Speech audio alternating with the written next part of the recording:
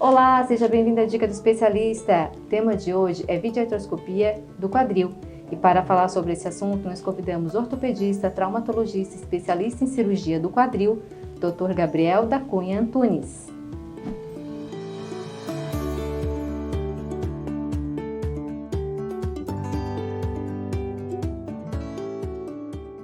Olá, Dr. Gabriel, seja bem-vindo ao Dica do Especialista. Olá, Fran, obrigado pelo convite. Doutor, hoje a gente vai falar de uma cirurgia nova que está chegando em Tubarão, que é a videoartroscopia, uma cirurgia do quadril. Então, eu queria que o doutor explicasse o que seria, então, essa técnica cirúrgica por videoartroscopia.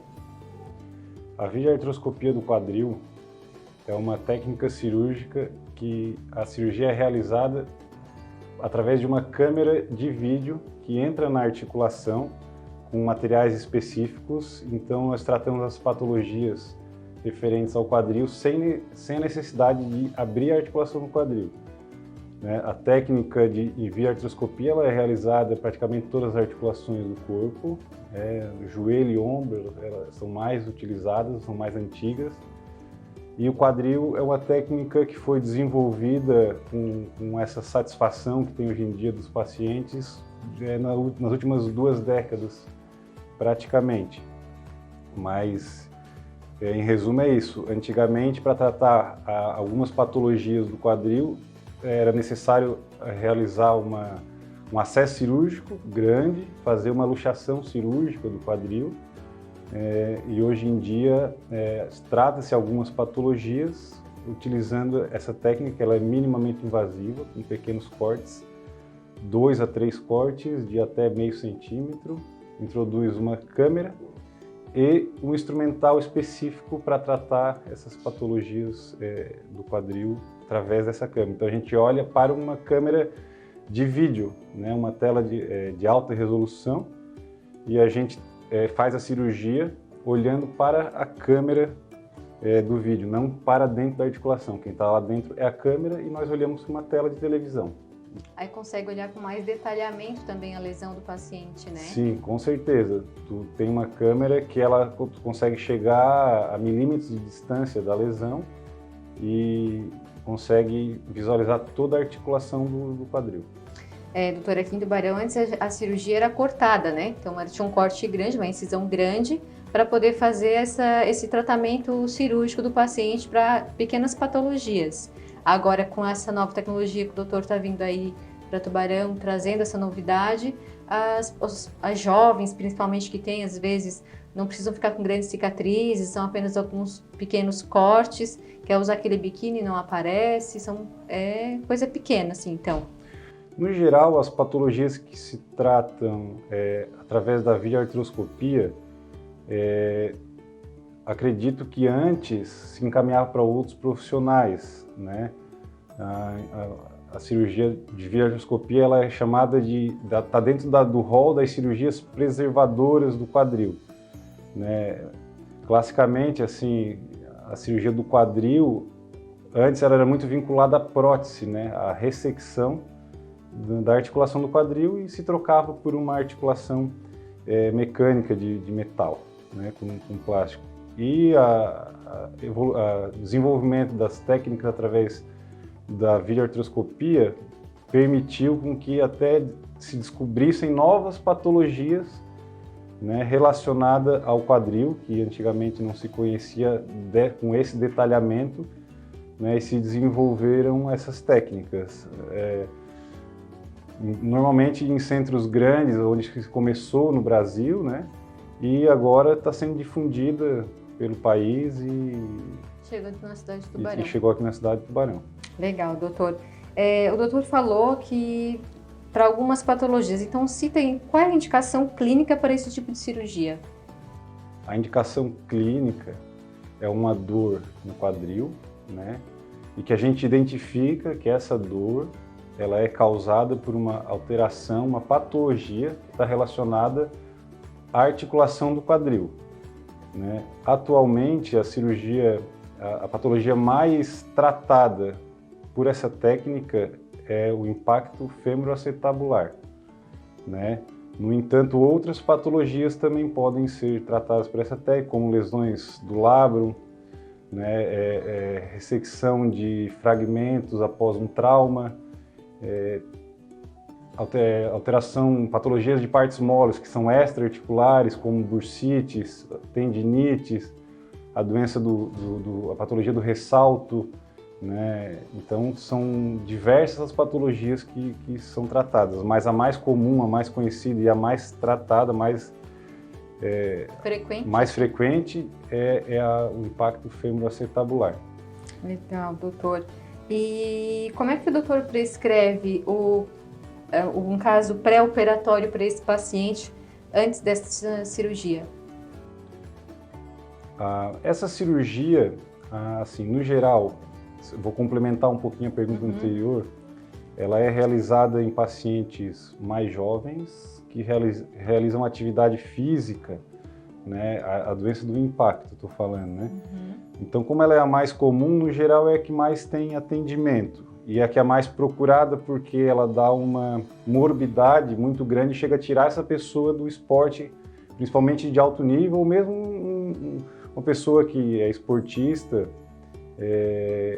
mas é um esportista que faz com frequência, que tem uma boa saúde e começa a ter dor no quadril, né? E no geral, antigamente se pedia para parar a atividade física e hoje em dia a gente tenta reestabelecer.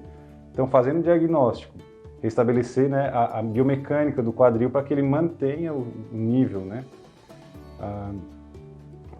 No pré-operatório, depois a gente faz o diagnóstico, então o paciente vem no consultório, a gente faz um exame físico, que é primordial, que é o essencial, na verdade. A patologia a gente tem que conseguir reproduzir aquele sintoma através do exame físico. A gente utiliza exames complementares, que é a radiografia, a ressonância magnética e a tomografia são necessárias para o pré-operatório, para a programação da cirurgia. Tendo essa gama de exames que corroboram com os achados clínicos, né, e um paciente que a gente acredite, né, que vai ter um resultado positivo, então a gente, marcando a cirurgia, faz os exames normais de um pré-operatório.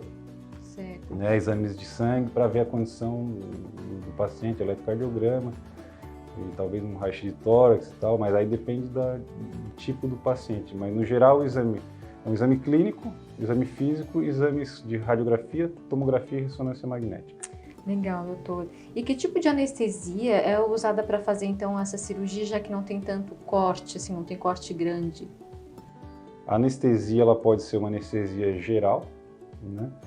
Ou pode ser uma raquianestesia ou uma anestesia peridural com a sedação do paciente. O importante é conseguir relaxar bem o paciente e a cirurgia, o sucesso dela está altamente vinculado ao anestesista conseguir manter ao longo da cirurgia uma pressão arterial baixa. A gente chama de hipotensão permissiva, né?